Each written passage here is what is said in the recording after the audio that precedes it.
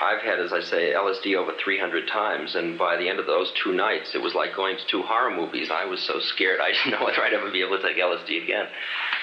It really reminded me of 4 guys up there on the lecture platform, all of whom had had bad sessions and bad re-entries and had this terrible view of the whole world, you know, and all they could see were the problems and the fears for society, but none of the potential, none of the positive questions about what is man to do next and what opportunity might LSD hold. They're not even interested in that.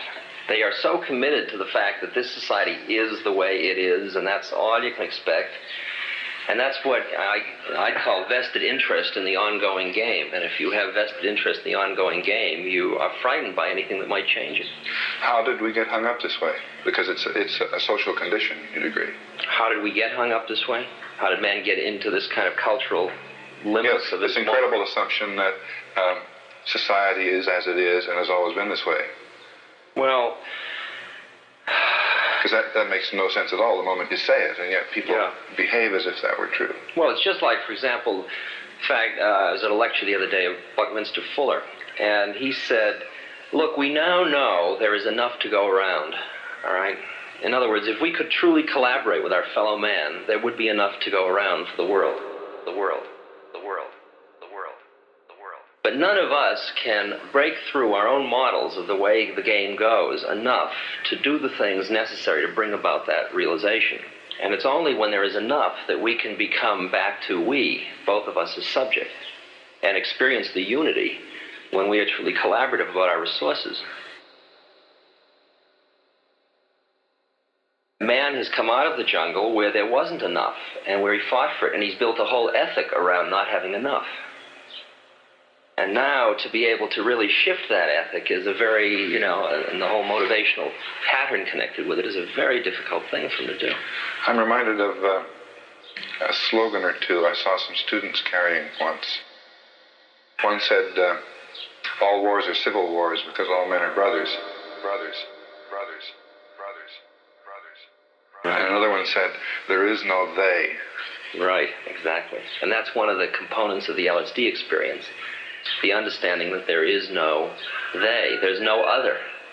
It is all one. One, one, one, one, one, one, one. Now, in our culture, we've been trained for individual differences to stand out. So you look at each person, the immediate hit is brighter, dumber, older, younger, richer, poorer, and we make all these dimensional distinctions, put them in categories, and treat them that way. And we get so that we only see others as separate from ourselves in the ways in which they're separate. And one of the dramatic characteristics of the psychedelic experience is being with another person and suddenly seeing the ways in which they are like you, not different from you. And experiencing the fact, well, yes, indeed, we are brothers in the true sense of that which is essence in you and which is essence in me is indeed one. One. One, one, one, one. And I wasn't born Richard Alpert. I was just born as a human being. And then I learned this whole business of who I am and whether I'm good or bad or achieving or not. All that's learned along the way.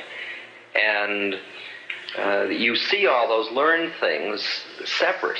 So you start to have this dissociative experience of where all that you become is awareness, is a point of awareness. That's all that's left.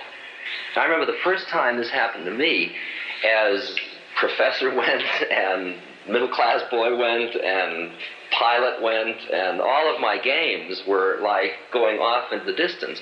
I got this terrible panic, because indeed, I was going to cease to exist.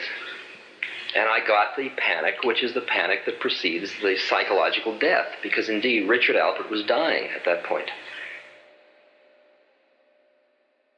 And the panic was, no, stop, I've got to hold on to something so I'll know who I am. And Timothy, the wise old Timothy, always says things like, trust your nervous system.